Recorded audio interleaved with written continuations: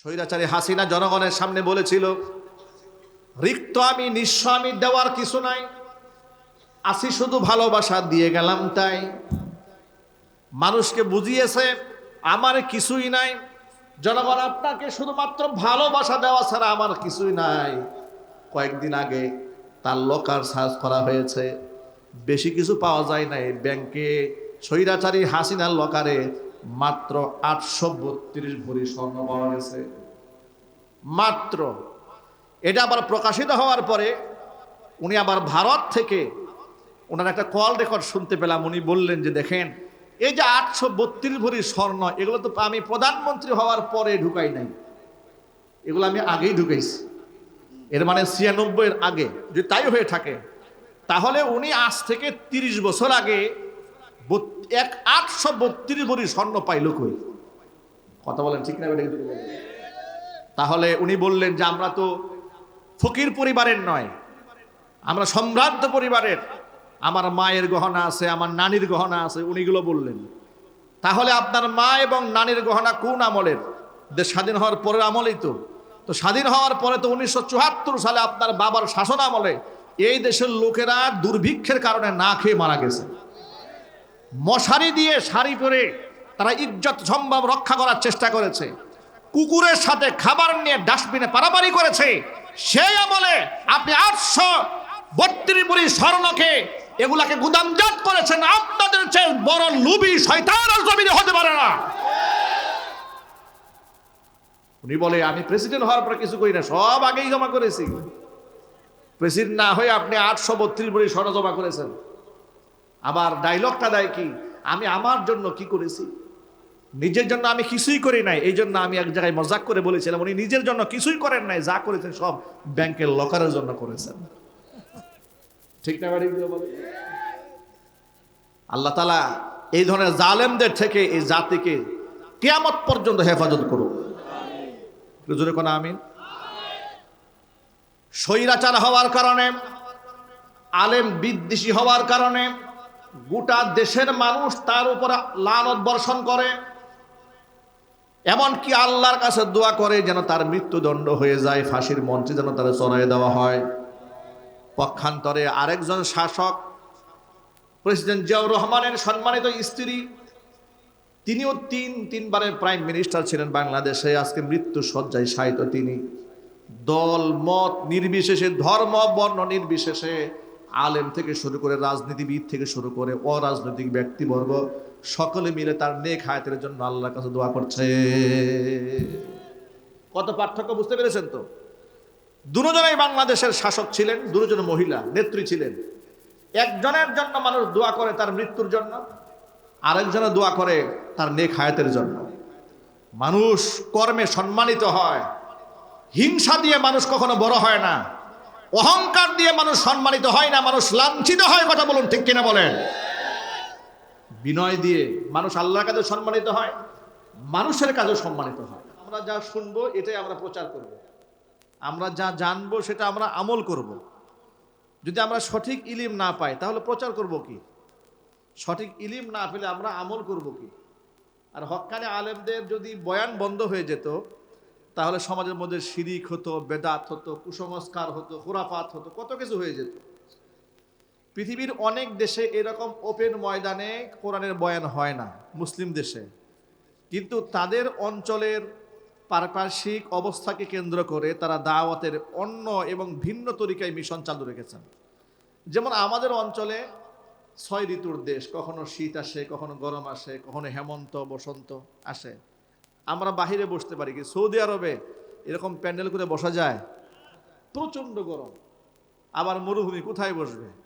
তাদের অডিটোরিয়াম আছে, এসির মধ্যে বসে বসে তাদের শায়েখ আছে, সেখানকার বড় বড় আলেমরা আছেন, মুহাদ্দিসরা আছেন। তারা মদিনা ইউনিভার্সিটি করেছেন, রিয়াদ বিশ্ববিদ্যালয় করেছেন, আন্তর্জাতিক মানে ইউনিভার্সিটিগুলো। পৃথিবীর সমস্ত শাখা প্রশাখার জ্ঞান বিজ্ঞান সেখানে চর্চা হয়।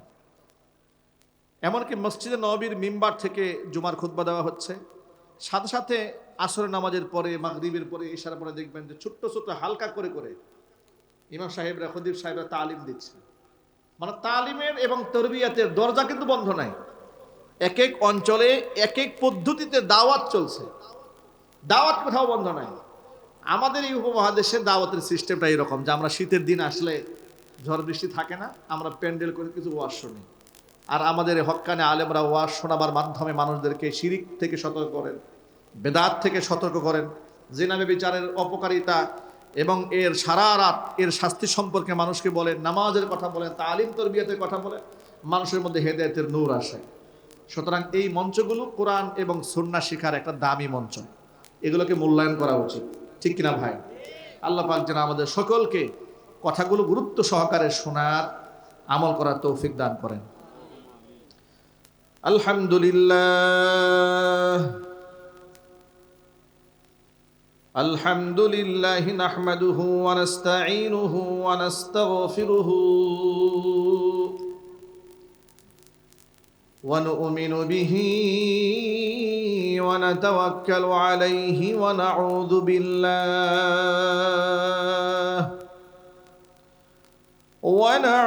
বিল্লাহি মিন شرور أنفسنا ومن سيئات أعمالنا من يهده الله فلا مضل له ومن يضلله فلا هادي له ونشهد أن لا إله إلا الله وحده لا شريك له ونشهد أن سيدنا ونبينا وحبيبنا وشفيعنا ومولانا محمدا عبده ورسوله الذي أرسله بالحق بشيرا ونذيرا وداعيا إلى الله بإذنه وسراجا منيرا أما بعد فأعوذ بالله من الشيطان الرجيم بسم الله الرحمن الرحيم إن الله وملائكته يصلون على النبي يا أيها الذين آمنوا صلوا عليه وسلموا تسليما اللهم صل على محمد وعلى آل محمد كما صليت على إبراهيم وعلى آل إبراهيم إنك حميد مجيد اللهم بارك على محمد وعلى آل محمد كما باركت على إبراهيم وعلى آل إبراهيم إنك حميد مجيد محبته জবান ছেড়ে দিয়ে সকলে মিলে কিছুক্ষণ জিকির করুন লা ইলাহা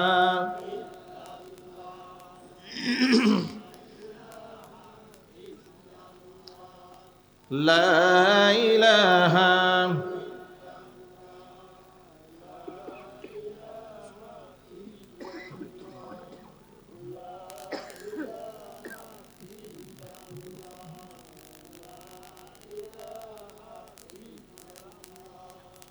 لا إله إلا الله لا إله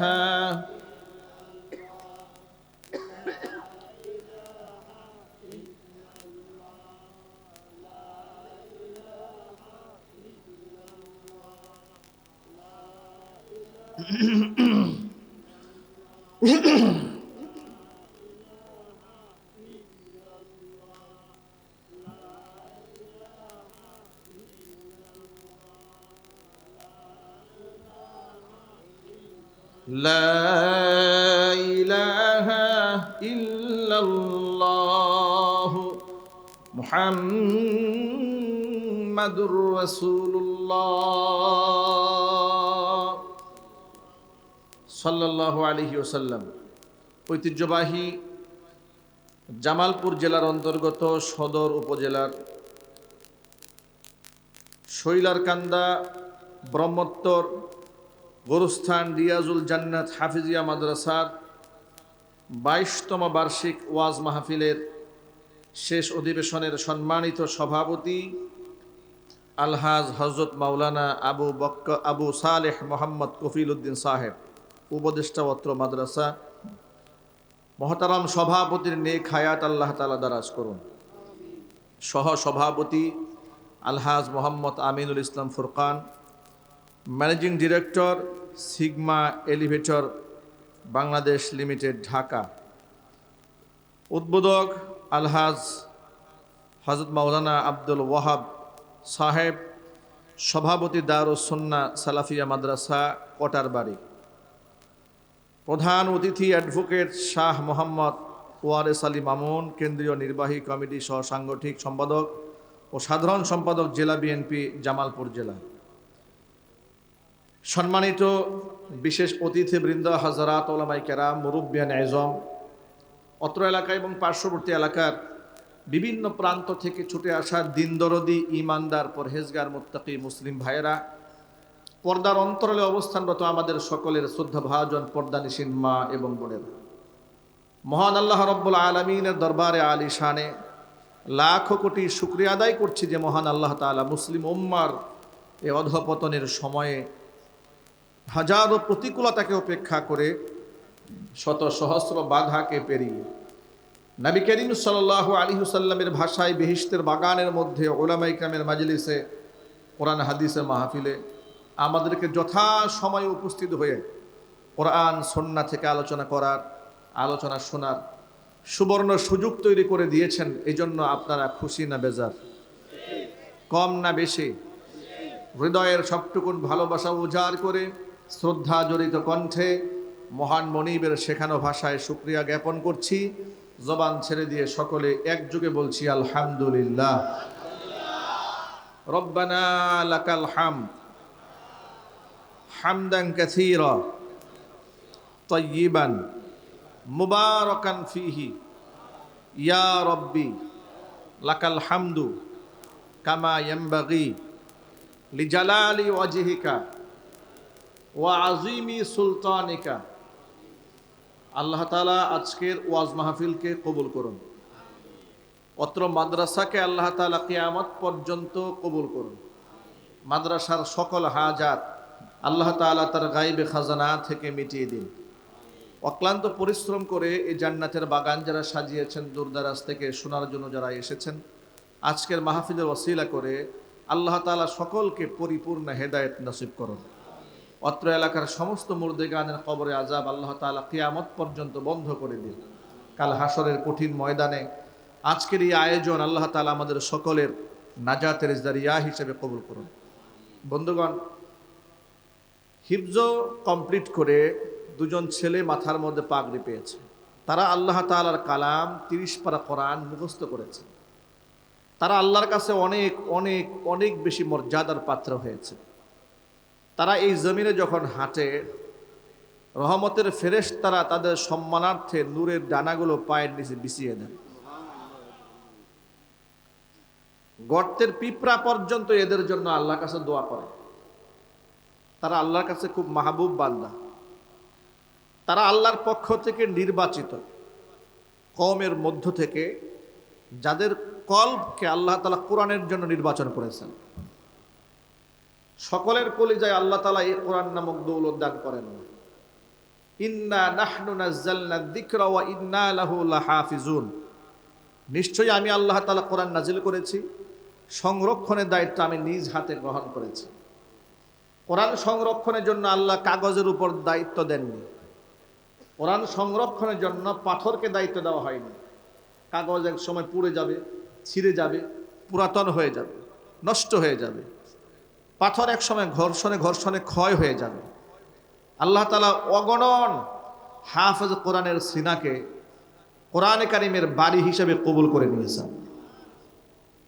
আমাদের এই ছোট্ট গরিব বাংলাদেশে হাফেজ কোরআনের সংখ্যা 25 লক্ষ ছাড়িয়েছে। আলহামদুলিল্লাহ বলবেন না? এই অবদান তো আপনাদের, এই অবদান এই সমস্ত মাদ্রাসাগুলো, এই অবদান হচ্ছে এই সমস্ত কওমি মাদ্রাসার মুহতামিম সাহেবদের। এদেশের বুদ্ধিজীবীরা অনেক সময় টকশুতে বলে এদেশের আলেমদের অবদানটা কি। এদেশে আলেমরা যে অবদান রেখেছে, স্বল্প মূল্য গ্রহণ করে রাষ্ট্রের বড় বড় দায়িত্বশীলরাও সর্বোচ্চ ফ্যাসিলিটিস গ্রহণ করেও এত গুরু দায়িত্ব পালন করতে সক্ষম হয়নি। লক্ষ লক্ষ কওমি মাদ্রাসার ছাত্র ছাত্রী যারা অবহেলায় সমাজ থেকে ঝরে পড়ত, অসংখ্য এতিম, দুস্থ দরিদ্র অসহায়, যাদেরকে লেখাপড়া করাবার দায়িত্ব ছিল রাষ্ট্রের, সরকারের। কারণ একটি রাষ্ট্র অবশ্যই সেই রাষ্ট্রের জনগণের মৌলিক চাহিদা পূরণ করবে। তার খাদ্য, তার বস্ত্র, তার শিক্ষা, তার বাসস্থান, এটা রাষ্ট্র নিশ্চিত করার কথা ছিল। কিন্তু রাষ্ট্র কি তার দায়িত্ব পালন করতে সক্ষম হয়েছে? অগণিত হাফেজ কোরআন সমাজের অবহেলিত জনগোষ্ঠীর মাঝখান থেকে এই আলেমরা তুলে এনেছেন, নিজের কাঁধে বোঝা বহন করে নিয়েছেন। এই যে আপনারা 50 টাকা, 100, 5,000 টাকা দান করেন, এই দানের টাকাটা তারা ফান্ডিং করে, সারা বছর এতিমদের পিছনে ব্যয় করে করে একেবারে ঝরে পড়া যে ভবিষ্যৎ, যাদের অন্ধকার ছিল, তাদেরকে আলোর পথ দেখিয়ে তাদেরকে শুধুই প্রতিষ্ঠিত করেনি, গোটা সমাজটাকে আলোকিত করে দিয়েছে। আলেমদের অবদান এদেশের বুদ্ধিজীবীরা স্বীকার করতে চান না। এই রাষ্ট্রে মানুষ এখনো পর্যন্ত যতটুকু মানুষদেরকে সম্মান করে, শ্রদ্ধা করে, এটা আলেমদের বয়ানের কারণেই করে। এখনো পর্যন্ত মানুষ যতটুকু সুদ থেকে বাঁচার চেষ্টা করে, আলেমদের নসিহতের কারণেই করে। এখনো পর্যন্ত ছোটরা বড়দেরকে শ্রদ্ধা করে, আলেমদের বয়ানের কারণেই করে। এখনো পর্যন্ত সন্তানেরা মা বাবাকে যে শ্রদ্ধা করে, সম্মান করে, যতটুকুনি করে, এটা আলেমদের বয়ানের কারণেই করে। এটা যদি বন্ধ হয়ে যেত তাহলে বৃদ্ধাশ্রমের সংখ্যা অনেক বেড়ে যেত, বাবা মারা অনেক বেশি অবহেলিত হতো। আলেমদের বয়ান মানুষ গ্রহণ করে যুগ যুগ ধরে চোখের পানি ছেড়ে মাহফিল মঞ্চ থেকে তওবা করে আল্লাহর খাঁটি গোলাম হয়ে তারা বের হয়ে যাচ্ছে। মাদকে গোটা দেশ ভরে যেত আলেমদের বয়ান যদি বন্ধ হয়ে যেত। কথা ঠিক না ঠিক জোরে বলেন? জিনা, ব্যভিচার, সমকামিতা সমাজের মধ্যে সয়লাভ হয়ে যেত আলেমদের অবদান যদি না থাকতো। এই জন্য আলেমরা আল্লাহর কাছে অনেক বেশি সম্মানিত। কোরআন মাজিদ আল্লাহ তাআলা তাদের মর্যাদার কথা তুলে ধরে বলেছেন, ইয়ারফাইল্লাহুল্লাযীনা আমানু মিনকুম ওয়াল্লাযীনা উতুল ইলমা দারাজাত। আমি আল্লাহ তাআলা ঈমানদারদের সম্মান বৃদ্ধি করে দেব এবং যারা আলেম তাদের সম্মান আমি এতটা বৃদ্ধি করে দেব। ভিন্ন আয়াত আল্লাহ পাক আরেকটু ভিন্নভাবে বলেন, ইন্নাল্লাযীনা আমানু ওয়া আমিলুস সলিহাতি সায়াজআলু লাহুমুর রাহমানু উদ্দা। নিশ্চয় যারা ঈমান আনে এবং ভালো কাজ করে, আমি মানুষের অন্তরে ওই সমস্ত ব্যক্তিদের জন্য মোহাব্বত সৃষ্টি করে দেই। সমাজের আলেমদের প্রতি মানুষের যে ভালোবাসা, এটা অকৃত্রিম, কোনো লৌকিকতা নাই। সমাজের মানুষের আলেমদেরকে নিঃস্বার্থ ভালোবাসে, ঠিক না ঠিক জুড়ে বলেন? আলেমদেরকে সমাজের মানুষরা সম্মান করে, নিঃস্বার্থ সম্মান, তাদের কাছে কোনো সার্থকতা খুঁজে না। আর এই সম্মান বোধ মানুষের অন্তরে আল্লাহ তাআলা নিজেই সৃষ্টি করে দিয়েছেন। জোরে বলেন সুবহানাল্লাহ। এই সমাজটাকে মাদক মুক্ত বানাতে সবচেয়ে বড় অবদান হচ্ছে আলেমদের। সন্ত্রাস মুক্ত বানাতে সবচেয়ে বড় অবদান আলেমদের। কথা ঠিক না ঠিক জোরে বলেন? আপনাদেরকে দুই একটা এক্সাম্পল দিয়ে খুব সহজে বুঝতে পারবেন। আমাদের দেশে স্কুলে আমাদের মেয়েরা ছেলেরা পড়াশোনা করছে, স্কুল কলেজ বিশ্ববিদ্যালয়ে মাদক আছে না নাই? হুজুর আওয়াজে বলেন। বিশ্ববিদ্যালয়ে তো মাদক প্রকাশ্যেই সেবন করা হয়, গাঁজা প্রকাশ্যেই সেবন করা হয়। স্কুলের বাচ্চারাও কিশোর গ্যাংয়ের সাথে জড়িয়ে যাচ্ছে, তারা ধূমপান করছে, সিগারেট পান করছে, এগুলো আবার ছোট্ট করে ভিডিও করে এগুলো টিকটক বানিয়ে তারা ফেসবুকে আপলোড করছে। এই বাস্তবতা কি সমাজে আছে না ভাই? আচ্ছা, বুকে হাত দিয়ে আল্লাহকে হাজির নাজির জেনে বলেন তো, সমাজের মধ্যে প্রকাশ্য যারা ধূমপান করে, মাদকের ব্যবসা করে, চোরাচালানের সাথে ব্যবসা যারা জড়িত, সমাজের মধ্যে ত্রাস সৃষ্টি করে, এদের মধ্যে আল্লাহ পাকের কোরআনের হাফেজ পাওয়া যায়? আরো জোরে বলতে হবে। আলেম পাওয়া যায় না? পাওয়া যায় না, পাওয়া যাবে না। এই বাংলাদেশে দেখবেন মুসলিম সংখ্যাগরিষ্ঠ দেশ হওয়ার পরেও মাদক নিষিদ্ধের কোনো আইন বাংলাদেশে নাই। বাংলাদেশে মাদক নিয়ন্ত্রণ আইন আছে, ঠিক কিনা বলেন? অথচ মাদক নিয়ন্ত্রণ হবে কেন? মাদক তো আল্লাহ 1000 বছর আগে হারাম করে দিয়েছেন। যেই মাদককে আল্লাহ হারাম করেছেন, মানুষ সেই মাদকের লাইসেন্স দেওয়ার কোনো অধিকার রাখে না। আল্লাহ যেটা হারাম করেছেন, বান্দা যদি লাইসেন্স দেয় তাহলে সরাসরি আল্লাহর সাথে সে যুদ্ধ ঘোষণা করল, ঠিক কিনা? সে তাগুতের ভূমিকায় উত্তীর্ণ হলো। আল্লাহ করেছেন, নিষেধাজ্ঞা দিয়েছেন স্বয়ং আল্লাহ, আপনি দিয়ে দিন লাইসেন্স। বাংলাদেশে 21 বছর বয়স হয়ে গেলে কোনো নারী এবং পুরুষ সরকারের কাছে যদি আপনি লাইসেন্স চাই, সে আপনাকে লাইসেন্স দিবে। একটা এলাকায় যদি বাংলাদেশের আইন আছে, 100 মদখোর যদি লাইসেন্সধারী এক এলাকায় থাকে, তারা যদি একটা ট্রেড লাইসেন্স চায় সরকারের কাছে যে আমাদের এই এলাকায় একটা মদের বার করা উচিত, সরকার আপনাকে সেই সুযোগ সুবিধাও দেবে। এই জন্য অনেক সময় যৌথ বাহিনীর অভিযানে মাদক সেবীরা গ্রেফতার হওয়ার পরে খুব মাথা উঁচা করে বড় গলায় বলে যে আমাকে হেনস্থা করছেন কেন, আমার তো মদ খাওয়ার লাইসেন্স আছে। কয়েকদিন আগে চাঁদপুরে এক টিকটকার মহিলাকে ধরেছে পুলিশ, পুলিশের সাথে তর্কে জড়িয়ে পড়েছে মেয়েটা। মেয়ে বলছে আপনারা আমাকে হেনস্থা করছেন কেন, আমি মদ খেয়েছি তো কি হয়েছে, আমার তো লাইসেন্স আছে। 300 ফিটে যৌথ বাহিনীর অভিযানে প্রাইভেট কার সার্চ করেছে, বিদেশি মদ সহ পেয়েছে। লোক একদম নারী খুব ক্ষিপ্ত হয়ে গেছে যৌথ বাহিনীর উপর, যে আপনারা আমাকে বেইজ্জত করছেন কেন, আমার মান সম্মান নাই? আমার পরিবারের সবাই জানে আমি মদ পান করি, আর আমার লাইসেন্সও আছে। নাউজুবিল্লাহ পড়েন। খুব ঠান্ডা মাথায় গর্বের সাথে বলতেছে আমার পরিবারের সবাই জানে, আমার বাপ মা সবাই জানে আমি মদ খাই, আর আমি এটা লাইসেন্স দিয়েই খাচ্ছি, সুতরাং আপনারা আমাকে হেনস্থা করতে পারেন না। একটি মুসলিম দেশে লোকেরা গর্বের সাথে বলবে যে আমার মাদকের লাইসেন্স আছে, এটা আমাদের জন্য অত্যন্ত লজ্জার, অত্যন্ত পরিতাপের কথা বলতে হবে, ঠিক কিনা বলেন? কিন্তু এটা পরিবর্তন কি করে আসবে? শুধু ওয়াজ দিয়ে পরিবর্তন করা সম্ভব হবে না। ওয়াজের মাধ্যমে সমাজের বিরাট একটা অংশের মানুষ এখান থেকে বের হয়ে এসেছে, আলহামদুলিল্লাহ বলেন। কিন্তু ইসলাম শুধুমাত্র ওয়াজের কথা বলে নাই। ইসলাম ওয়াজের পাশাপাশি সমাজকে সুশৃঙ্খলা বানাবার জন্য একটা কমপ্লিট জীবন ব্যবস্থা মানুষকে উপহার দিয়েছে। মানুষ যদি সেই আইন কানুন গুণা ফলো করে, গোটা সমাজের মধ্যে একটা মাদক সেবী খুঁজে পাওয়া যাবে না। জোরে বলেন সুবহানাল্লাহ। কোরআন সুন্নাহ আইন করে দিয়েছে, মদ্যপান করলে তাকে 80টা দুর্রা মারা হবে, বেত্রাঘাত করা হবে। ওমরে ফারুক রাদিয়াল্লাহু তাআলা আনহুর শাসন আমলে হযরত ওমর রাস্তায় ঘুরে ঘুরে দেখতেন কোনো মাদক সেবী আছে নাকি। এমনকি নিজের ছেলে মদ পান করার অপরাধে, নিজের ছেলে মদ্যপান করেছে, তাও মিশরে গিয়ে। কোথায় গিয়ে? মিশর গিয়ে মদ্যপান করেছে। ওমর রাদিয়াল্লাহু তাআলা আনহুর কানে আওয়াজ এসেছে। হযরত ওমর বললেন, আমর ইবনুল আস রাদিয়াল্লাহু তাআলা আনহু মিশর বিজেতা, তিনি ছিলেন সেখানকার গভর্নর। তিনি বললেন, তাকে অবগত করানো হলো আপনার ছেলে অন্যায় করেছে।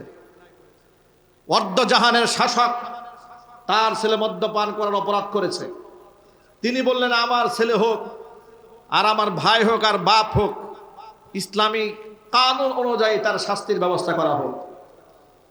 তাকে যখন বেত্রাঘাত করা হচ্ছিল, এক একটা ইতিহাসের বর্ণনা এক এক রকম পাওয়া যায়। কোনো কোনো বর্ণনার মধ্যে পাওয়া যায় তাকে শাস্তি দেওয়ার জন্য তাকে মিশর থেকে মদিনাতুল মুনাওয়ারায় আনা হয় এবং সেখানে শাস্তি প্রয়োগ করতে বলা হয়।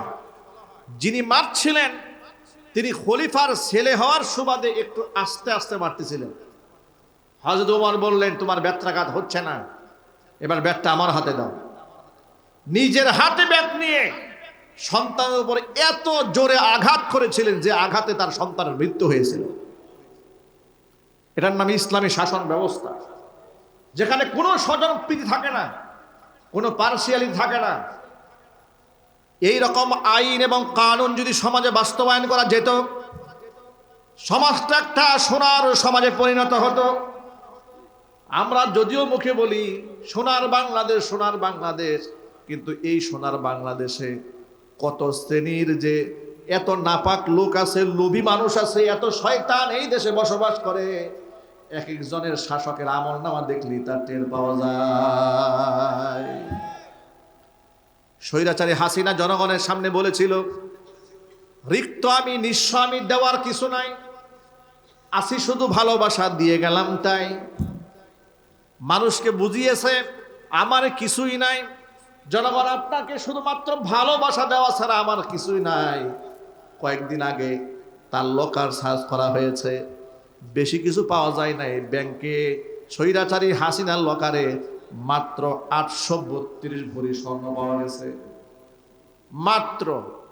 এটা আবার প্রকাশিত হওয়ার পরে উনি আবার ভারত থেকে ওনার একটা কল রেকর্ড শুনতে পেলাম। উনি বললেন যে দেখেন এই যে 832 ভরি স্বর্ণ, এগুলো তো আমি প্রধানমন্ত্রী হওয়ার পরে ঢুকাই নাই, এগুলো আমি আগেই ঢুকাইছি।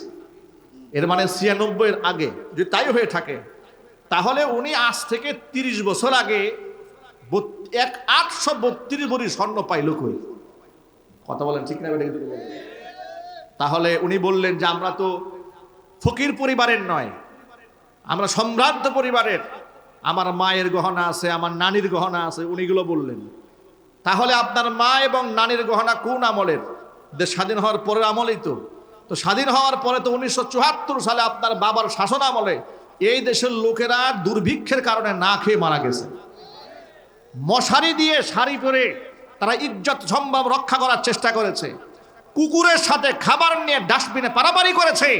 সেই আমলে আপনি 832 ভরি স্বর্ণকে এগুলাকে গুদামজাত করেছেন। আপনাদের চেয়ে বড় লোভী শয়তান আর জমিনে হতে পারে না। উনি বলে আমি প্রেসিডেন্ট হওয়ার পর কিছু করি না, সব আগেই জমা করেছি। প্রেসিডেন্ট না হয়ে আপনি 832 ভরি স্বর্ণ জমা করেছেন। আবার ডায়লগটা দেয় কি, আমি আমার জন্য কি করেছি? নিজের জন্য আমি কিছুই করি নাই। এই জন্য আমি এক জায়গায় মজাক করে বলেছিলাম উনি নিজের জন্য কিছুই করেন নাই, যা করেছেন সব ব্যাংকের লকারের জন্য করেছেন। ঠিক না? আল্লাহ তাআলা এই ধরনের জালেমদের থেকে এই জাতিকে কিয়ামত পর্যন্ত হেফাজত করুন। জোরে কোন আমিন। স্বৈরাচার হওয়ার কারণে, আলেম বিদ্বেষী হওয়ার কারণে গোটা দেশের মানুষ তার উপর লানত বর্ষণ করে, এমনকি আল্লাহর কাছে দোয়া করে যেন তার মৃত্যুদণ্ড হয়ে যায়, ফাঁসির মঞ্চে যেন তারা চড়াই দেওয়া হয়। পক্ষান্তরে আরেকজন শাসক প্রেসিডেন্ট জিয়াউর রহমানের সম্মানিত স্ত্রী, তিনিও তিনবারের প্রাইম মিনিস্টার ছিলেন বাংলাদেশে, আজকে মৃত্যু শয্যায় শায়িত তিনি। দল মত নির্বিশেষে, ধর্ম বর্ণ নির্বিশেষে, আলেম থেকে শুরু করে রাজনীতিবিদ থেকে শুরু করে অরাজনৈতিক ব্যক্তিবর্গ সকলে মিলে তার নেক হায়াতের জন্য আল্লাহর কাছে দোয়া করছে। কত পার্থক্য বুঝতে পেরেছেন তো? দুজনেই বাংলাদেশের শাসক ছিলেন, দুজন মহিলা নেত্রী ছিলেন। একজনের জন্য মানুষ দোয়া করে তার মৃত্যুর জন্য, আরেকজনে দোয়া করে তার নেক হায়াতের জন্য। মানুষ কর্মে সম্মানিত হয়, হিংসা দিয়ে মানুষ কখনো বড় হয় না, অহংকার দিয়ে মানুষ সম্মানিত হয় না, মানুষ লাঞ্ছিত হয়। কথা বলুন ঠিক কিনা বলেন? বিনয় দিয়ে মানুষ আল্লাহর কাছে সম্মানিত হয়, মানুষের কাছে সম্মানিত হয়।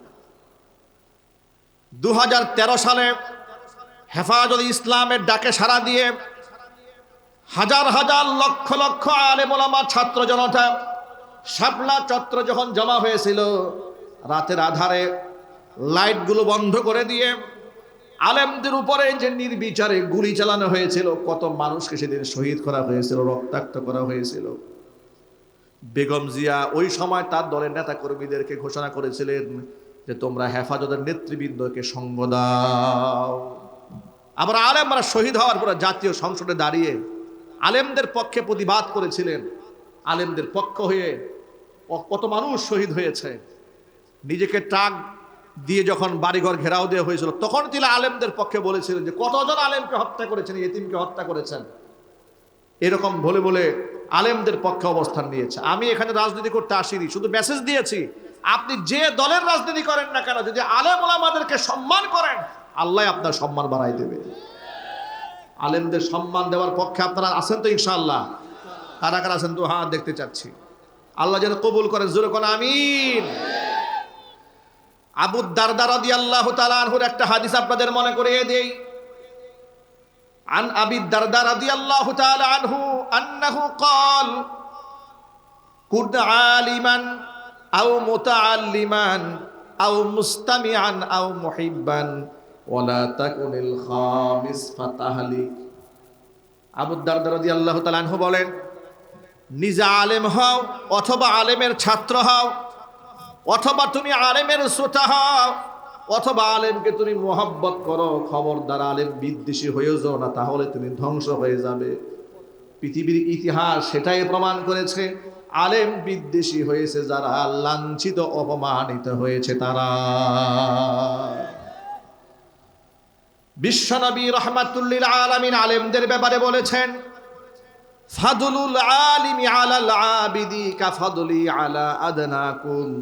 ও সাহাবীরা, তোমাদের মধ্যে সবচেয়ে আদনা, একেবারে নিম্নবর্তী সাহাবীর উপর আমি নবীর মর্যাদা যেমন তামাম দুনিয়ার সমস্ত আবেদদের উপরে এলাকার আলেমদের মর্তবা ঠিক তেমন। জোরে বলেন সুবহানাল্লাহ।